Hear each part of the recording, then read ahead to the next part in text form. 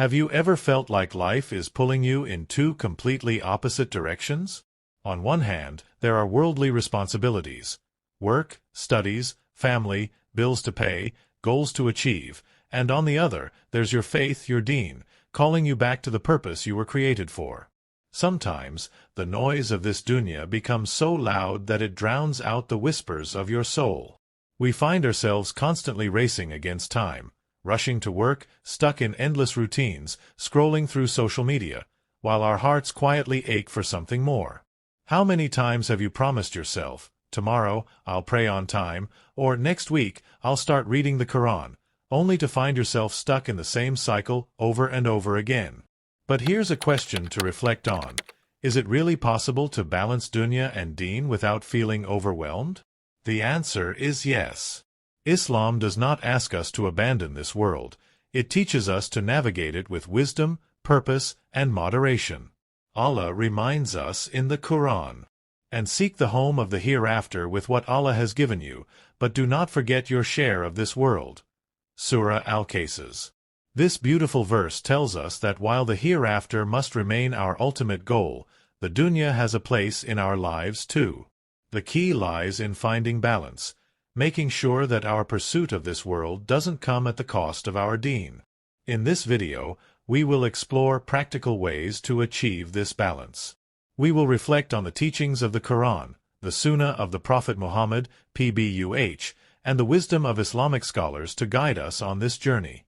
Together, let's uncover how you can live a life where your work, family, and ambitions align with your faith, where every action becomes an act of worship, and where peace and contentment flow into your daily life.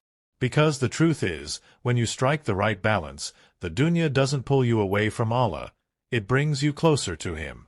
Let's begin. 1. Understanding the role of dunya and deen. To balance dunya and deen, we must first understand their relationship. The Prophet Muhammad, PBUH, said, "Be in this world as if you were a stranger or a traveler." Bukhari. This hadith beautifully illustrates that the dunya is temporary, a stop on the way to our eternal home. Imagine a traveler stopping for rest under a tree. Would he waste all his time decorating the tree, forgetting his destination? That's exactly what we do when we obsess over dunya at the cost of our deen. But this doesn't mean we abandon the world. Islam teaches moderation, to work hard, provide for loved ones, and enjoy permissible blessings while remembering Allah.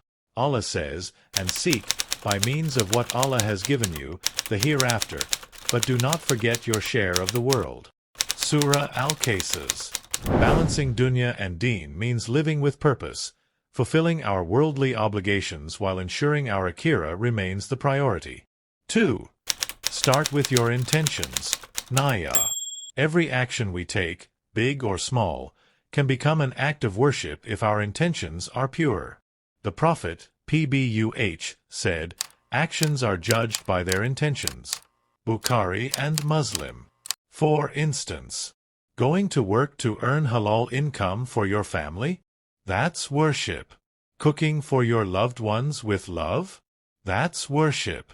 Studying hard to serve the ummah and gain knowledge? That's worship. When we make our intentions for the sake of Allah, our everyday actions become a means to gain reward. Even the mundane tasks of dunya can benefit our Akhirah. Practical tip. Start your day with a dua. "O Allah, I seek your pleasure in all I do today. Grant me Barakah in my work and my worship." How often do we turn simple activities into acts of worship?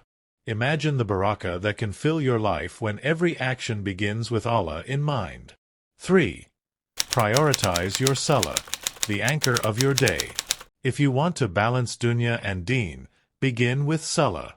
Your 5 daily prayers are not just acts of worship, they're your lifeline, a chance to reconnect with Allah amidst the chaos of life.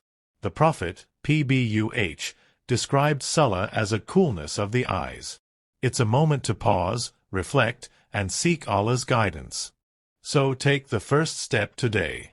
Reflect, reconnect, and make every moment count, for this life and the next. If this reminder touched your heart, share it with others. May Allah help us balance dunya and deen and make us among those He loves. Ameen.